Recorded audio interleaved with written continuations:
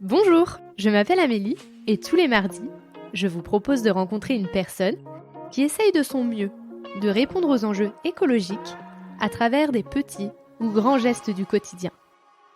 J'espère que vous écouterez avec affection leur chemin, leurs combats, leur colère, ainsi que leur joie, leur fierté et leurs bons conseils. Évidemment, nous pouvons mettre de la douceur et de l'optimisme dans l'écologie. À travers ces épisodes, je souhaite semer des petites graines qui permettront, évidemment, de faire éclore de nouvelles croyances.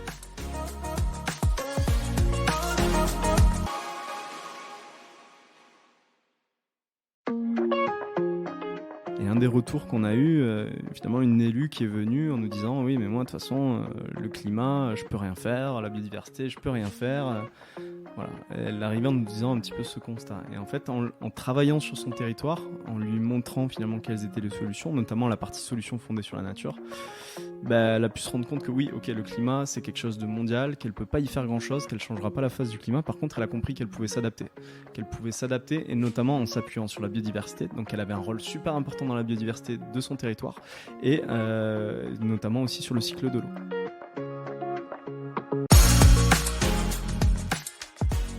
Gorka est sur le terrain tous les jours pour essayer de faire évoluer les mentalités auprès des décideurs d'aujourd'hui, mais surtout de demain.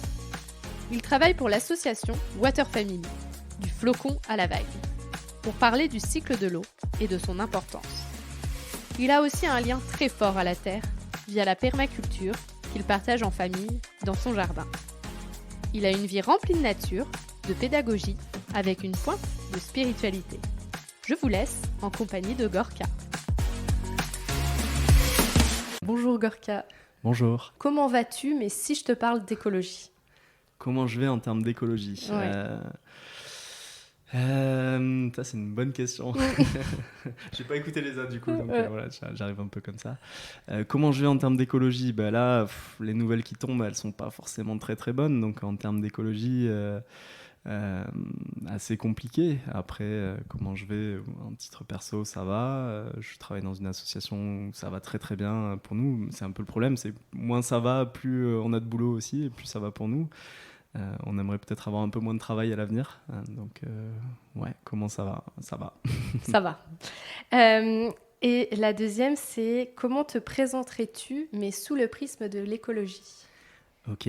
Donc, Gorka, j'ai fait des études en écologie. Donc pour moi, l'écologie, déjà, c'est une science. C'est la science qui essaie de comprendre comment fonctionne le vivant, comment fonctionnent les écosystèmes. Donc ça, c'est déjà quelque chose de fondamental pour moi. Comment je me présenterais, c'est... j'ai toujours été connecté à ça, connecté à la nature. J'ai toujours voulu faire des études dans l'environnement, proche de la mer, proche du littoral, mais aussi les rivières, les milieux aquatiques. C'est des choses qui m'ont toujours passionné. Donc, en termes d'écologie, c'est ça, c'est de pouvoir se relier à ça, de pouvoir découvrir ça, de pouvoir en apprendre plus. Donc, c'est pour ça que j'ai décidé de faire mes études là-dedans. Et puis aujourd'hui, c'est quelque chose que je vis au quotidien. C'est mon travail, c'est de pouvoir éduquer à l'écologie, faire en sorte que l'écologie devienne peut-être une matière scientifique, on en discutera certainement, éduquer, et puis j'essaie de le vivre au quotidien aussi dans ma façon de vivre, de ma façon d'être. Ouais. Aujourd'hui, tu travailles pour la Water Family. Est-ce que tu peux nous expliquer un petit peu comment est ton quotidien dans cette association ? Ouais. Donc la Water Family, à l'origine, c'est un événement sportif du flocon à la vague, des champions qui sont partis du sommet des Pyrénées et qui sont redescendus jusqu'à la côte basque au tout départ, et puis un petit peu partout en France après. Et de cet événement sportif est née l'association donc, du flocon à la vague à l'époque, qui est petit à petit devenue la Water Family, du flocon à la vague toujours. Notre quotidien, c'est 4 principales missions. La pédagogie.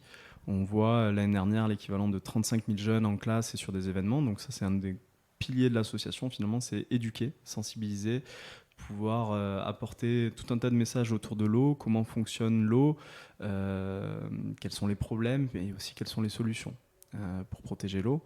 Deuxième mission de l'association, c'est vraiment la partie formation. On est organisme de formation, on a été reconnu Calliope, et donc c'est aussi une mission qu'on porte, c'est de pouvoir former à la fois d'autres animateurs qui vont pouvoir nous aider sur les missions de sensibilisation, mais aussi des entreprises, des professionnels qui vont pouvoir aussi s'emparer un petit peu de nos sujets, s'emparer de nos messages. Et puis ensuite, 2 autres pôles un peu parallèles, donc création d'événements un peu plus pour reconnecter les enfants et les adultes à la nature. Donc c'est ce qu'on fait à travers les Odyssées Pleine Nature. C'est des événements qu'on crée en pleine nature ou chez des maraîchers plutôt bio ou tournés vers la permaculture ou même au bord de la mer. Des événements pour rapprocher les enfants du vivant et de la nature en général. Donc voilà, dernier pôle, c'est autour de faire en sorte que l'écologie devienne une matière première à l'école. Donc c'est toute la partie mouvement citoyen, c'est des choses qu'on essaie de développer, de faire en sorte que, voilà, de pousser un petit peu l'écologie en tant que matière scientifique et principale dès l'école primaire. Donc voilà, donc ça c'est un peu les grandes missions de l'association. Et moi aujourd'hui, mon rôle au quotidien, donc je suis en charge de toute la partie pédagogie, donc la création des différents outils, des différents livrets. On crée pas mal d'outils, pas mal de livrets. On crée des jeux aussi pour sensibiliser les jeunes. Donc ça c'est vraiment le cœur de mes actions au quotidien. Et aujourd'hui de plus en plus aussi, enfin de moins en moins sur le terrain, de plus en plus sur les démarches un peu plus administratives, aller rechercher des fonds, créer tous les bilans aussi pour nos partenaires. Voilà. Ok, et donc là vous suivez beaucoup d'élèves, donc surtout dans le Pays Basque, où vous en avez un peu aussi partout en France, c'est ça ? Partout en France, ouais, le siège est ici sur le Pays Basque, à Biarritz. Ensuite, on est présent dans le Béarn. On couvre, on va dire, tous les Pyrénées-Atlantiques. On est sur Toulouse, sur Agen, sur les Landes, sur la Gironde. Et puis après, on remonte un petit peu. Donc, on devrait avoir quelqu'un à partir de la rentrée sur la Charente-Maritime, sur Surgères. Un petit peu sur la Vendée, sur la Loire-Atlantique, sur la Bretagne, Morbihan, Finistère. Et puis Paris, Troyes, donc essayer de rayonner autour de l'Aube aussi, les Alpes, et la Méditerranée et la Corse. Donc voilà, un petit peu partout. En gros, ça représente un peu plus d'une dizaine de salariés et une vingtaine d'auto-entrepreneurs, donc des personnes qui ont des missions et qui travaillent pour nous quasiment au quotidien. Bon, ils ont d'autres missions à côté, mais ils ont des missions pour nous autour notamment de l'éducation. Donc une bonne trentaine, voire quarantaine de personnes qui gravitent et qui travaillent grâce à l'association et autour de l'association. Et pourquoi aller faire de la pédagogie au départ avec les enfants ? Pourquoi avoir choisi ce chemin-là ? Alors c'est un chemin dès le départ, finalement, quand il y a eu l'événement sportif qui a été créé, il y a eu des villages, un petit peu des villages étapes tout au long du parcours de l'événement. Donc dans ces villages étapes, ils faisaient venir les scolaires pour rencontrer à l'époque les grands champions, les grands noms du sport, Guy Forget, Vicente Lizarazu, Luc Alphand, voilà, il y avait un petit peu toutes ces stars à l'époque. Et ça, c'est pour les plus vieux qui nous écoutent. Exactement, c'est pour les plus vieux. Donc on était en 2009 aussi, donc à l'époque ça allait. Et aujourd'hui, voilà, le but, ça a été de continuer un petit peu ce qui a été amorcé à ce moment-là, de pouvoir continuer à sensibiliser les enfants sur ces sujets-là. Et puis ensuite, il y a eu un petit peu des découvertes assez intéressantes. On a eu en 2017-2018 une anthropologue qui a fait un petit peu sa thèse chez nous, la Water Family et Surfrider Foundation aussi. Et on était arrivé à travers des discussions avec elle et puis avec aussi ses différents tuteurs de thèse où en gros un enfant sensibilisé ça pouvait rayonner autour de lui jusqu'à 7 adultes. Waouh. Déjà ça veut dire que les enfants peuvent sensibiliser et permettre de diffuser le message un peu plus largement. Bon voilà, ça on l'a pas appris nous, la plupart des grandes marques le savent très très très très, très bien. Voilà, la couleur du Père Noël. Il n'a pas toujours été rouge. Et puis, on a notre exemple aussi qui marche très bien en classe. En plus, ils ont relancé la pub là. Quand on leur demande si les produits laitiers, je leur parle des produits laitiers, la réponse est à tue-tête, c'est nos amis pour la vie. Évidemment. Donc voilà, ça c'est évidemment les neurosciences ou le marketing qui le savaient très très bien depuis le départ. C'est que si on met de l'argent ou on investit sur les enfants, derrière, il y a des retombées qui sont assez intéressantes. Donc nous, on l'a un petit peu redécouvert à travers ça. Et puis il y a aussi une publication en 2019 là, qui est sortie sur Nature, très intéressante, en gros, les enfants qui ont été sensibilisés aux questions de changement climatique ont pu faire évoluer le comportement de leurs parents. Donc en gros, enfants influenceurs des familles. Et tout ça a fait sens. Et c'est pour ça aujourd'hui qu'on est vraiment concentré sur la partie pédagogie et la partie sensibilisation des plus jeunes. Et c'est les écoles qui font appel à vous ou c'est vous qui allez auprès des écoles pour proposer vos services? Un petit peu les deux, ça dépend des endroits. En fait, il y a des endroits où on est quand même connu, donc on a notre pool finalement Mmh. d'écoles qui revient quasiment chaque année. C'est un peu le cas au Pays Basque, mais on a aussi parfois voilà, des démarches à travers les rencontres ou à travers les événements qu'on va faire ou auxquels on participe. On va rencontrer des enseignants, ça serait super de pouvoir intervenir dans notre classe l'année prochaine. Donc ça peut se passer généralement comme ça. Et puis il y a aussi beaucoup d'écoles voilà, qui nous sollicitent. Voilà, qui ont entendu parler de nous sur les réseaux sociaux ou voilà, qui nous ont vus sur un événement, qui vont nous solliciter pour intervenir. Donc ça dépend un petit peu. Et puis aussi, voilà, il y a aussi le cas de figure où on va essayer quand on débarque, on va dire, sur un territoire. Par exemple, quand on a créé l'antenne sur Troyes, on a été essayer voilà, de faire un peu de démarchage, on va dire, des écoles pour leur proposer en tout cas des interventions, nos interventions et nos différents programmes pédagogiques. Et puis là, tu m'as montré qu'il y avait certains livrets et que ce que vous essayez, c'est quand même de suivre sur plusieurs années les élèves pour que chaque année, ils puissent avoir encore plus d'informations sur l'eau. Pour pas tout leur donner dès le CP, quoi. C'est ça, ouais. On essaye vraiment d'avoir un parcours finalement, un parcours pédagogique. Alors, bon, tout le monde ne voit pas forcément tous les programmes, mais de la primaire jusqu'au lycée, voilà, on a cette capacité finalement à avoir une diversité de messages, une diversité de programmes. Donc aujourd'hui, on en a 3, on va dire nationaux, un plus local. Donc, le premier, c'est le Water Responsable, c'est l'eau de A à Z. On va expliquer l'eau dans notre corps, on va expliquer l'eau qui nous entoure, le grand cycle de l'eau. On va expliquer ensuite l'eau et ses problèmes, les menaces, et puis quelles sont les solutions. Et ça passe souvent par réfléchir à notre façon de consommer, notre façon de vivre. Donc ça, c'est des sujets qu'on va aborder avec les jeunes. Deuxième programme ensuite qui est sorti, c'était Terre-Océan. Donc là, c'était toujours complémentaire. Finalement, les messages à chaque fois reviennent et sont un peu similaires, mais ils sont apportés d'un regard différent. Donc là, Terre-Océan, c'est comprendre un petit peu le lien entre la Terre et l'océan, c'est comprendre comment fonctionne l'océan, quelles sont les menaces, pareil, de l'océan, et puis quelles sont les solutions. Protéger l'océan, ça se passe pas que sur la frange du littoral, ça se passe un petit peu partout à terre, et ça se passe aussi par repenser un petit peu nos modes de vie, s'intéresser à l'écologie d'un point de vue scientifique. Donc voilà, là on retrouve un petit peu nos 3 grands axes pédagogiques finalement, c'est reconnecter à la nature, c'est enseigner finalement une écologie scientifique dès le plus jeune âge, c'est changer un peu notre façon de consommer, et 3, essayer de réfléchir à d'autres façons d'habiter notre planète dès maintenant finalement. Troisième programme, donc on vient de tout juste le sortir, mais ça fait déjà plusieurs années qu'on l'utilise en classe, c'est Arbre, Sol, Eau. Donc c'est comprendre l'importance des arbres et du sol dans le cycle de l'eau. Mais c'est même aussi d'en tirer une philosophie, c'est se dire que les arbres, ça fait 300 millions d'années ou 350 millions d'années qu'il y en a sur la planète. Nous, l'espèce humaine, Homo sapiens, c'est 300 000 ans. Donc on a des choses à apprendre finalement des arbres, de comment ils fonctionnent, de comment on vit sur cette planète. Et c'est un peu aussi un des messages sous-jacents de ce livret, c'est s'inspirer de la nature finalement. C'est un peu ce qu'on a vu. Voilà, ceux qui ont fondé la permaculture, des choses comme ça, c'est s'inspirer de la nature. C'est aussi ce qu'on essaye de faire passer. C'est maintenant aussi, il faut s'inspirer de la nature, il faut s'inspirer des solutions fondées sur la nature pour notre quotidien, parce qu'on en a vraiment besoin et toutes les clés sont dans la nature. C'est des milliards d'années d'évolution, des milliards d'années pour arriver à faire voler des oiseaux, des milliards d'années pour réussir à faire que les arbres atteignent 30 mètres et des centaines d'années de vieillesse. Donc voilà, finalement, il faut s'inspirer de tous ces mécanismes-là pour notre vie au quotidien.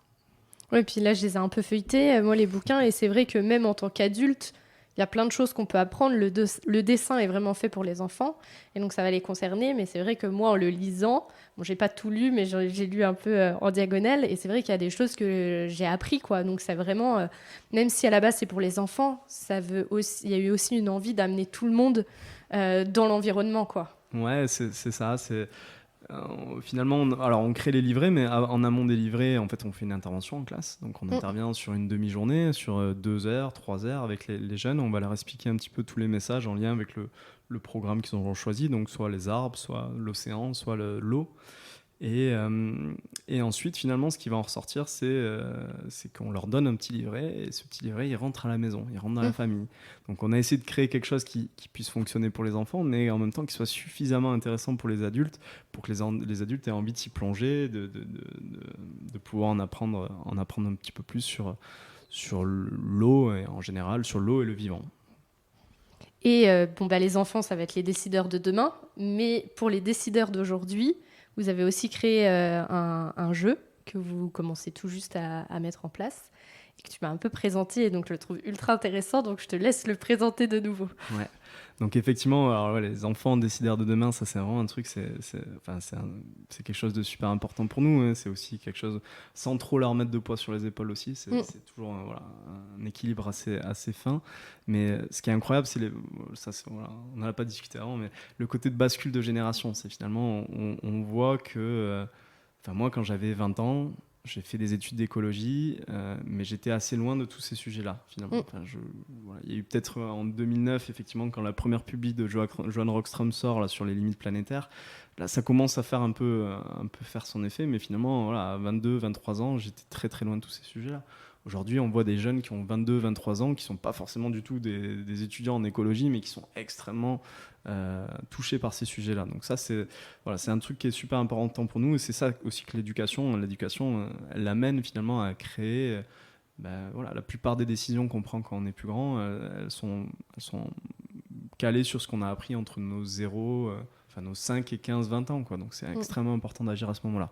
Maintenant, comme on le disait au tout début, l'urgence, elle est là. Il y a quand même une grosse urgence, et il va falloir aussi faire changer les mentalités des plus jeunes, c'est sûr, mais aussi s'intéresser aux décideurs.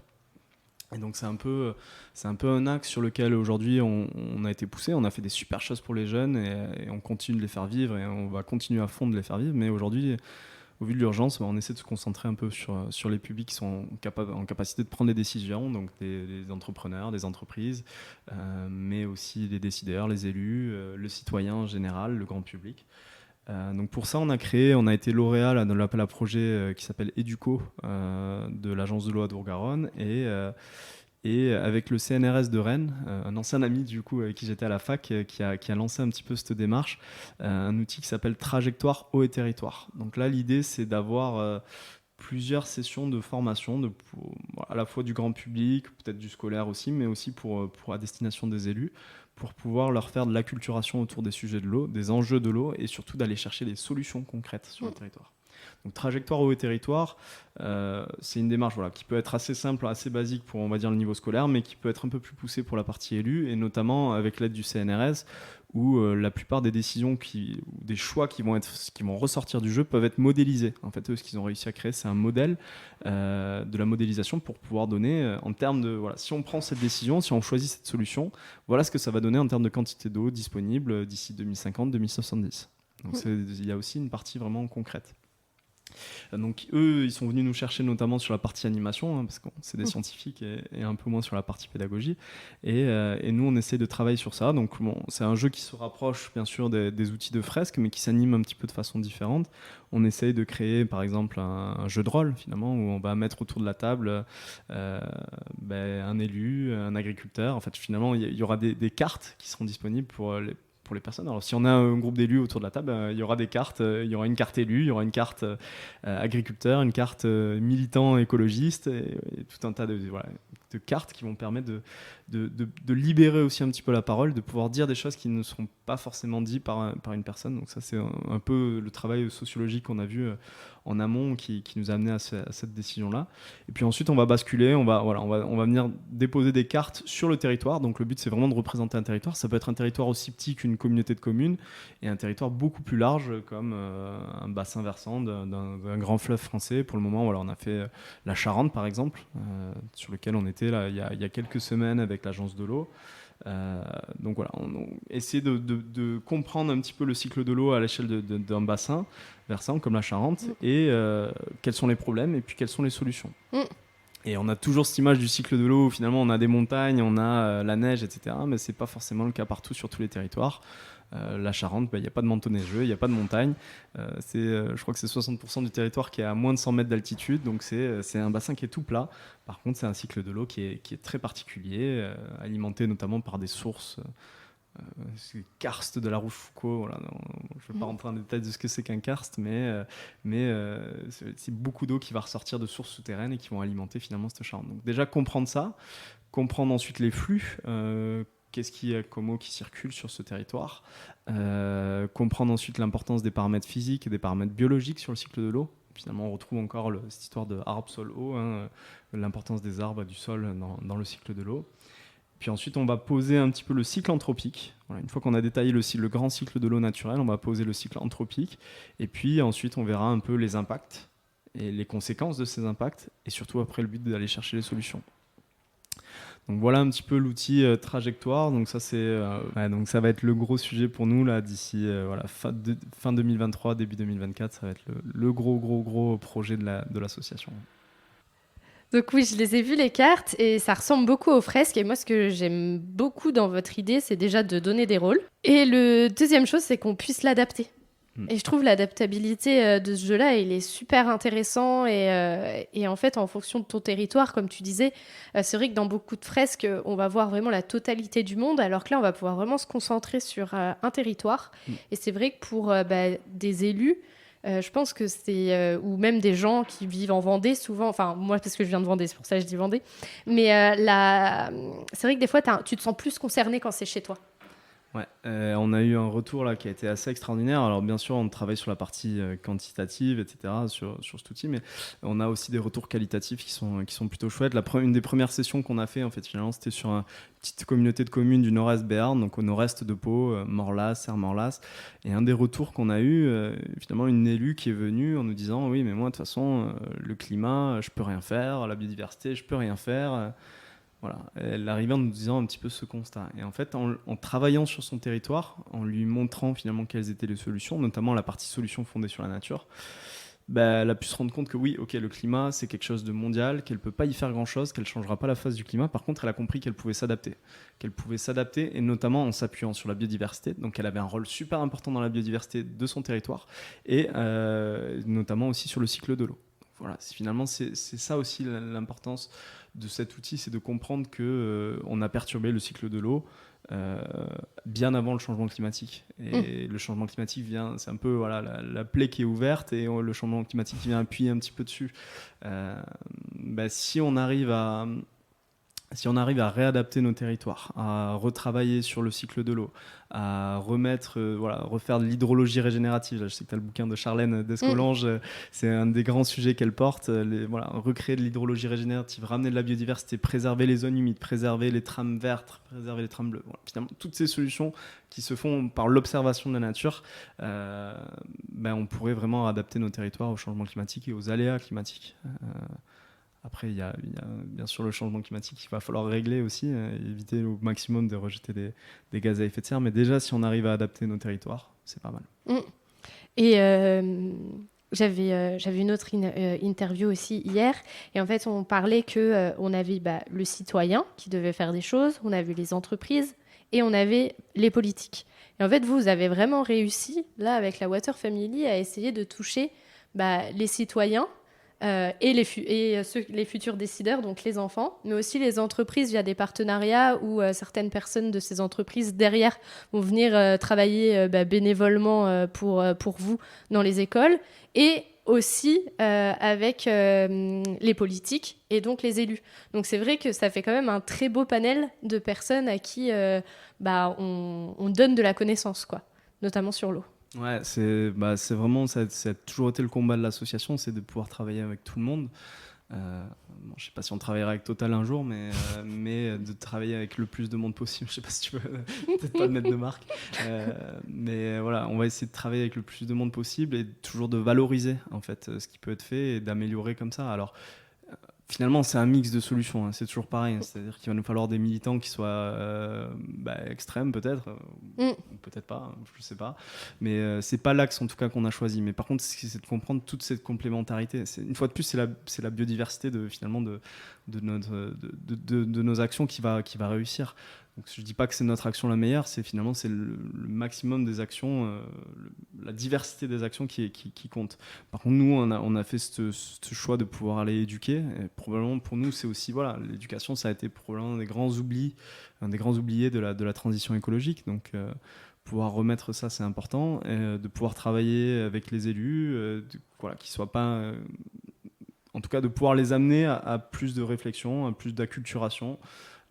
Pour ça passe aussi par ne pas les froisser, même si c'est pas toujours évident, mais ça reste important pour nous de pouvoir travailler avec tout le monde et d'amener petit à petit notre pierre, qui est celle de l'éducation, celle tout ce qu'on raconte, c'est basé sur des faits. C'est une écologie scientifique, voilà, tout est, on bosse avec des scientifiques, on va bosser quand on est sur ce projet trajectoire au territoire. Ouais, donc c'est important pour nous de travailler avec les techniciens de rivière, par exemple, pour élaborer ces cartes, hein, parce que voilà, nous on n'est pas du tout des spécialistes du territoire, on n'est pas des spécialistes du territoire Nord-Est Béarn, on n'est pas des spécialistes de la Charente.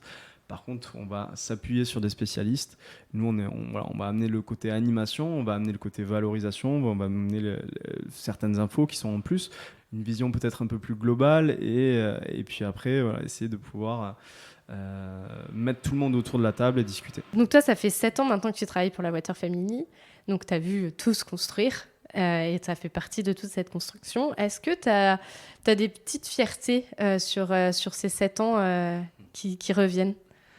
Ouais, beaucoup de fierté, oui, clairement, voilà, en 2016, on est une petite association locale, et aujourd'hui, on commence à être une association nationale. En tout cas, on est encore petit parmi les grosses associations, mais on est une très grosse association pour plein de petites associations. Et aussi très bien, on est très bien dans ce milieu-là, finalement. On ne va pas non plus essayer de devenir une trop grosse association, je pense. C'est aussi des pièges, hein, finalement, quand on devient une grosse association, on devient aussi une grosse administration et on est moins présent sur le terrain. Donc ouais, être au contact du grand public, c'est vraiment notre force. Donc voilà, donc voir l'évolution de l'association, c'est déjà une très grande fierté. Plein de choses, plein de petites choses, plein de jeunes qu'on voit et qu'on revoit au fil des années, où finalement on avait des jeunes qui... voilà, moi quand j'ai commencé, j'étais pas du tout animateur, là, ce qu'on disait tout à l'heure. J'ai fait une formation en écologie, j'ai un bac+5 en écologie, plus spécialisé sur les milieux aquatiques. J'avais jamais fait d'animation de ma vie. Je me suis retrouvé confronté à des gamins où au départ on avait très peu d'outils disponibles à leur mettre finalement sous les dents. C'est vraiment le mot, c'est leur mettre des choses sous les dents. Et au début, c'était très compliqué. C'était les enfants, on les avait en plus alors en temps d'activité périscolaire, donc c'est-à-dire qu'on les avait pendant 1 heure et demie d'activité, sans prof. Donc 15 enfants ou 16 enfants sans prof, c'était très compliqué au départ. Et finalement, un succès, ça a été de quelques années plus tard de retrouver ces enfants-là en intervention au collège, par hasard, retourner dans la salle, revoir un petit peu toutes ces têtes qui m'avaient martyrisé au départ, et avoir un peu la boule au ventre qui revient, et se dire finalement que ces gamins, ils avaient passé la séance le doigt levé et à répondre à toutes les questions. Donc voilà, ces enfants-là ont évolué, ont pu apprendre énormément de choses. Et se souviennent de choses, donc c'est une grande fierté. On a eu des retours pareil dans le très qualitatif, où on avait une école un peu pilote sur une ville qui s'appelle Tarnos, dans le sud des Landes, qui est un peu cité dortoir de Bayonne, hein. Il y a 7 écoles à Tarnos. Sur les 7 écoles, il y en a une dans laquelle on a fait des interventions régulières pendant 4-5 ans. Et un énorme collège à Tarnos qui regroupe un petit peu toutes ces écoles, et finalement de se dire que 80% des éco-délégués du collège viennent que d'une seule et même école, et c'est l'école où on intervenait. Donc ça, c'est des fiertés qui sont immenses, et c'est des retours, c'est pas nos retours à nous, hein, c'est des trucs qui sont remontés jusqu'au rectorat. Donc c'est le rectorat qui nous dit: oh là, c'est quoi le bazar là, qu'est-ce que vous faites là, qu'est-ce que vous leur racontez à ces enfants. Donc voilà, c'est des choses qui se débloquent et qui permettent aussi de continuer. On a eu des rendez-vous, on travaille avec l'agence de l'eau, on travaille avec la région Nouvelle-Aquitaine, on a travaillé avec le ministère. Voilà. Aujourd'hui, une reconnaissance finalement de nos outils, à l'échelle locale, mais aussi à l'échelle nationale, qui fait que c'est plutôt très chouette. Et puis là, en dernière en date, le livret Arbre Solo, on a des très très bons retours. Et là, c'est 200 000 exemplaires qui vont être distribués un peu partout en France. Et là, ça permet de toucher du monde avec des messages qui sont plutôt chouettes. Et donc, toi qui touches quand même une très grosse partie de la population à travers tes missions, est-ce que tu trouves quand même qu'il y a un changement de mentalité qui est en train de s'opérer Ouais, clairement, c'est un peu ce qu'on disait juste avant là, sur le côté. Enfin voilà, quand j'ai commencé, les enfants, qu'est-ce qu'on fait pour protéger l'eau ? Faut pas jeter de déchets, faut trier ses déchets. Ça, c'était un peu le message classique. Là, on commence à arriver, on a déjà des enfants qui vont nous dire faire attention à ce qu'on mange, faire attention à nos objets, réfléchir à d'autres façons de vivre. Ça, on a déjà des enfants qui sont sur ça. Donc, des enfants qui sont à l'école primaire qui commencent à nous dire ce genre de choses. Qu'est-ce que ça va donner dans 10-15 ans ? Donc, c'est ça qui est plutôt chouette. Il y a vraiment... C'est une bascule. Je me souviens plus. Il y avait une publication scientifique sur ça qui était quand j'étais étudiant, qui m'avait marqué. C'était finalement les pêcheurs de morue au Canada. Ça n'a rien à voir, mais les pêcheurs de morue, il y avait une bascule de génération. Et de génération en génération, la taille des morues, finalement, à force de la surpêche, diminuait, devenait de plus en plus petite. Et aujourd'hui, ce qui considérait par exemple comme un gros poisson pour des pêcheurs de morue aujourd'hui, pour leurs grands-parents, ça aurait été un petit poisson. Et donc finalement, c'est un peu cette bascule de génération qui fait que de génération en génération, ça évolue. Et les pêcheurs de morue aujourd'hui, ils voient ça comme un gros poisson, ce qui était un tout petit poisson à l'époque. Nous aujourd'hui, ce qu'on est en train de voir comme des gamins qui sont en train de nous dire va falloir manger moins de viande, va falloir faire attention aux objets, va falloir faire attention aux moyens de transport. Aujourd'hui, c'est quelque chose d'hyper nouveau, quoi. Il y a 10 ans, ils le disaient pas. Et aujourd'hui, voilà, des jeunes qui ont une vingtaine d'années, ils sont conscients de tous ces problèmes, ils savent tous les solutions.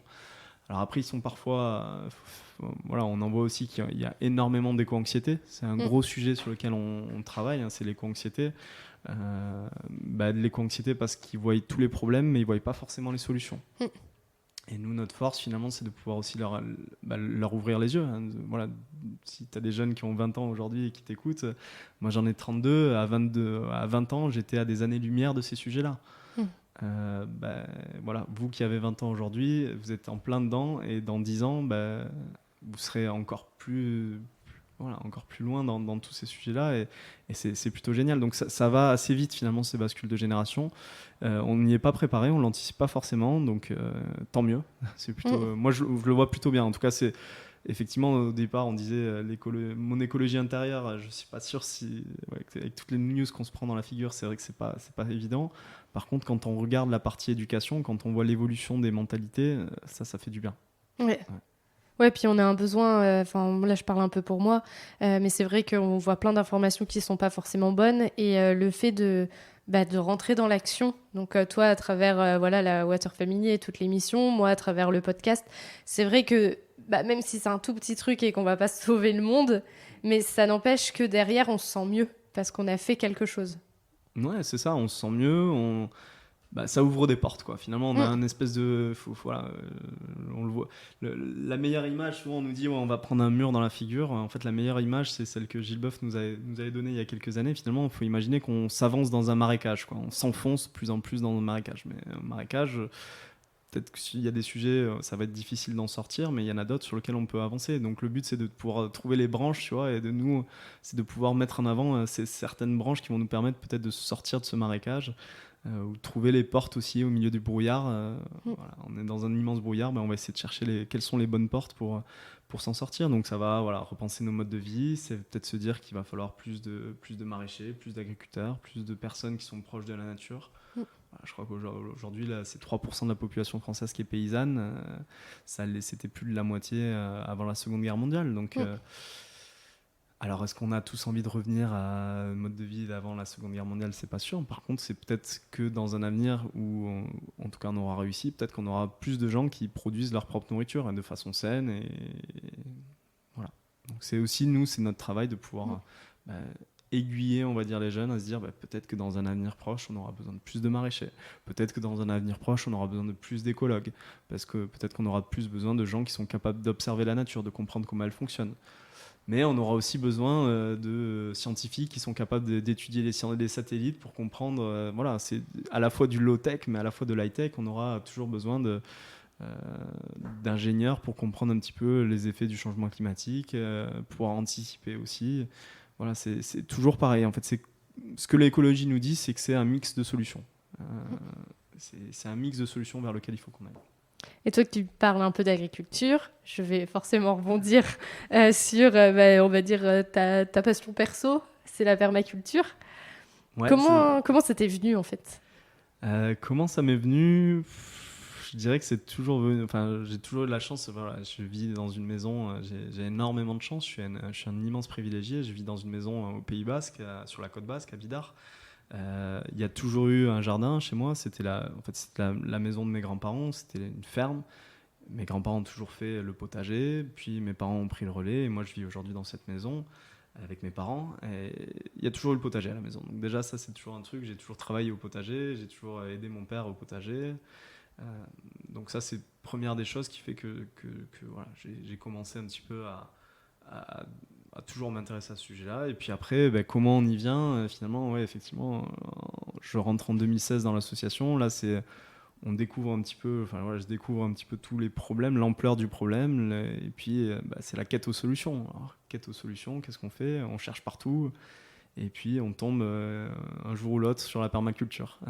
On tombe sur des vidéos, on commence à regarder qu'est-ce que c'est, on commence à creuser, lire des bouquins. Et puis là on se dit ok, on y va, on a un potager à la maison, on peut commencer à essayer à bricoler un petit peu deux, trois choses. Et puis en fait la permaculture, on se rend compte que c'est pas juste faire un potager, c'est pas juste faire des buts, c'est pas juste pailler son potager, c'est un truc beaucoup plus global. Donc ça touche directement son mode de vie, voilà, c'est repenser totalement sa façon de vivre.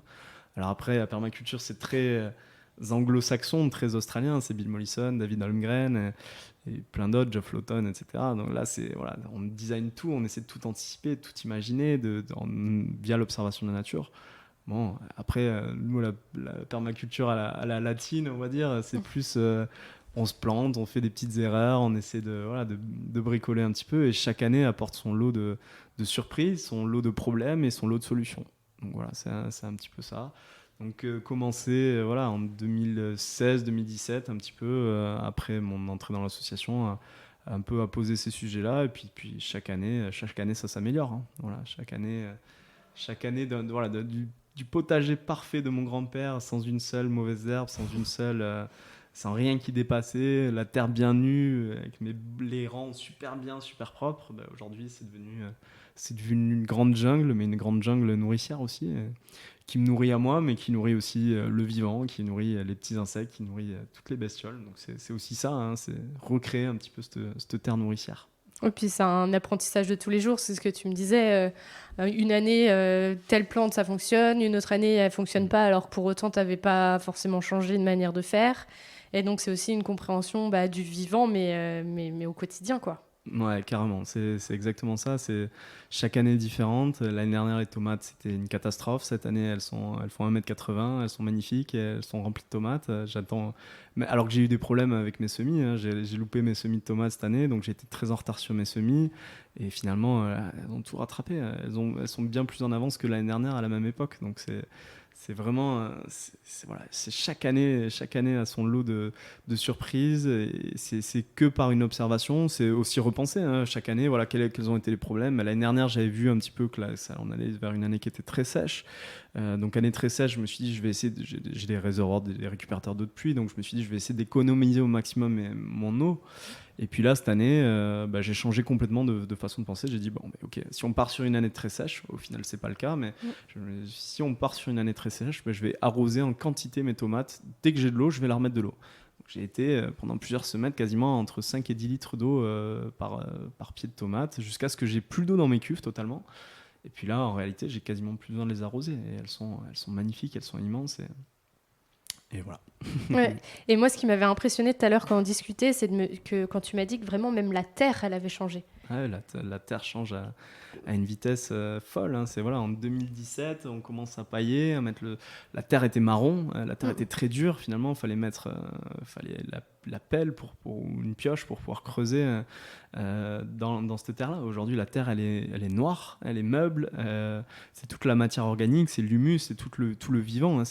Finalement, le sol, c'est là où il y a le plus de biodiversité sur Terre. Hein. C'est une cuillère à café de sol, c'est 90 millions d'êtres vivants. Donc, plus on leur donne à manger, plus ils sont nombreux, plus ils se développent, plus il va y avoir des porosités, ces petites mini-galeries qui vont se faire dans le sol, il va y avoir des champignons qui vont s'installer. en ramenant du bois mort, en ramenant du broyat aussi. Voilà, les champignons s'installent, les champignons vont créer ces micro-galeries dans le sol qui vont faire que l'eau rentre dans le sol. L'eau s'absorbe, donc du coup on a moins besoin d'arroser. On a une sol qui devient beaucoup plus... on peut mettre les mains dedans, voilà, le sol devient très, très meuble et on a beaucoup moins besoin d'ameublir le sol. Alors chaque année, je mets un petit peu de coups de grelinette parce que c'est un peu la particularité de mon terrain, c'est que la terre est très lourde. Elle est encore lourde, hein, même avec ces quelques années, mais après quelques coups de grelinette, finalement, on va retrouver cette terre très souple, très meuble, dans laquelle il suffit juste de creuser à la main pour pouvoir planter. Donc, l'eau, tu connais. La terre, tu connais aussi. Et donc, ma dernière question que je vais te poser, que je pose à tout le monde, c'est qu'est-ce que l'écologie pour toi ? Qu'est-ce que l'écologie pour moi ? On en a beaucoup discuté. C'est vraiment ce côté science. C'est une science.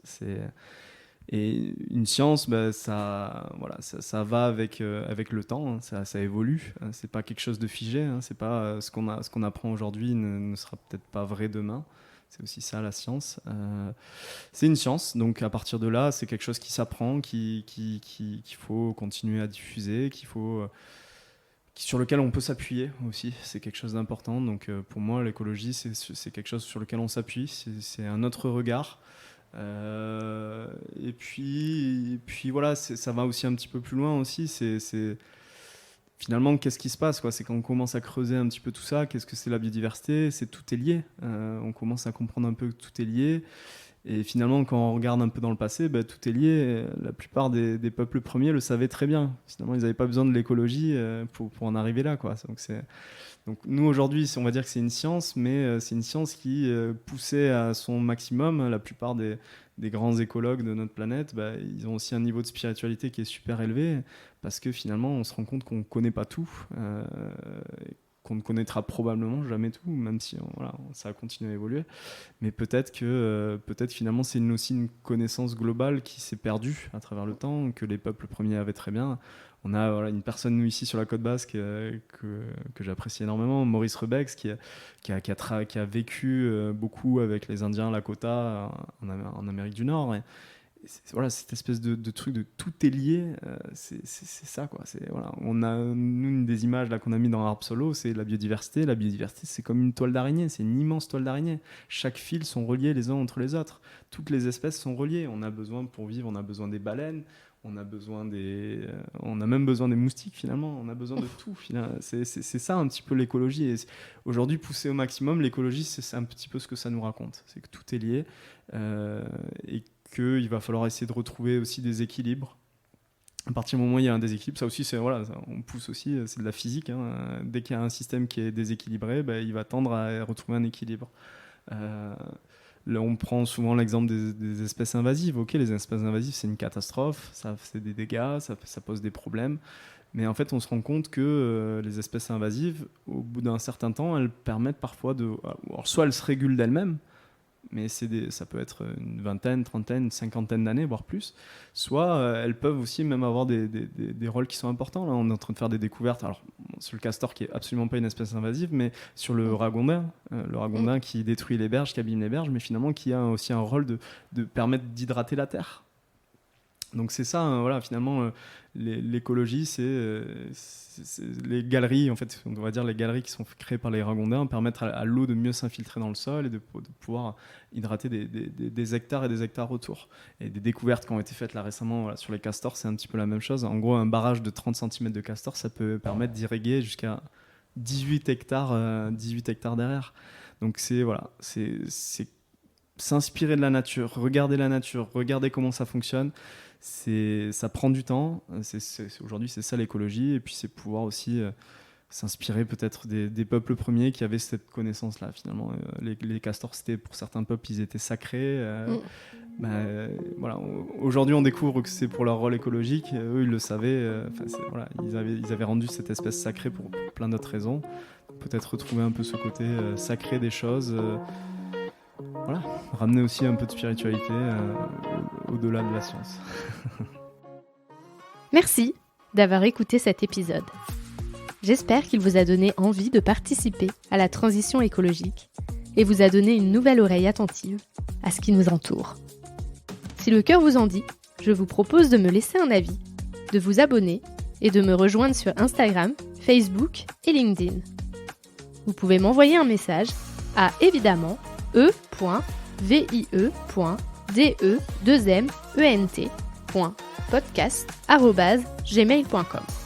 En attendant mardi prochain, je vous souhaite, évidemment, de jolis moments de vie en pleine nature.